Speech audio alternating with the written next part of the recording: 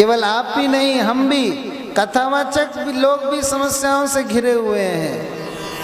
पर उपदेश कुशल बहुतेरे, पर उपदेश कुशल बहुतेरे, दूसरों को उपदेश करने वाले बहुत सारे डोल रहे हैं, लेकिन स्वयं अपने जीवन में गीता और भागवत को उतारना, ये कितने कथावाचक कर रहे होंगे। इसीलिए कहा जाता है कथा भी हरे अरे गहरे नथु खैरे से नहीं सुननी चाहिए। किससे सुननी चाहिए और किससे नहीं सुननी चाहिए? पद्म पुराण में श्लोक है, इस श्लोक को बहुत कम लोग बताते हैं, ध्यान से सुनिए। अवैष्णव मुखात कीर्णम पूतम हरि कथामृतम। पद्म पुराण का श्लोक कह रहा है अवैष्णव के मुख से निकली हुई कथा नहीं सुननी चाहिए। अवैष्णव कौन होता है? जो भक्त नहीं है, जो प्रमाणिक गुरु परंपरा में दीक्षित नहीं हुआ है, ऐसे कथावाचक से कथा नहीं सुननी चाहिए।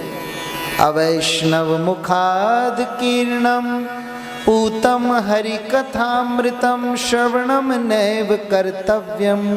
उसको सुनना कर्तव्य नहीं है, पद्म पुराण कह रहा है। पूतम हरि कथामृतम। कोई कहेगा अरे हरि की कथा है, क्यों नहीं सुने? हरि की कथा तो हमेशा पवित्र होती है, चाहे कोई भी सुनाए।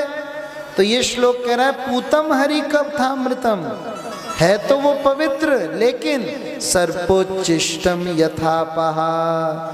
लेकिन जिस प्रकार से अगर दूध को कोई सांप मुंह लगा जाए तो क्या ऐसा दूध आप पियोगे? उदाहरण दे रहे हैं कि जैसे दूध को अगर सांप मुंह लगा जाए तो आप उस दूध को नहीं पियोगे। इसी प्रकार से कथा तो सर्वथा पवित्र है, पावन करने वाली है, लेकिन वो अभक्त के मुंह से जा रही है। अभक्त जैसे सपोला, अभक्त जैसे कोई सांप, और कथा मानो दूध।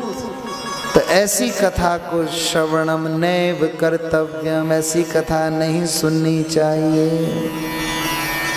वो कथा जहरीली हो जाती है जो अभक्त के मुख से निकलती है। तो सदा भक्त के मुख से ही कथा सुननी चाहिए। कथावाचक का आचरण देखना चाहिए कि वो कथा में बोले गए सिद्धांतों को अपने जीवन में उतार रहा है अथवा नहीं। केवल गले के ऊपर ऊपर से कथा कर रहा है तो उस कथा से ना तो उसका कोई कल्याण होगा और ना सुनने वाले का कोई कल्याण होगा। वो कथा यहीं व्यथा के रूप में ही रह जाएगी, वो कथा का कोई समाधान नहीं हो पाएगा।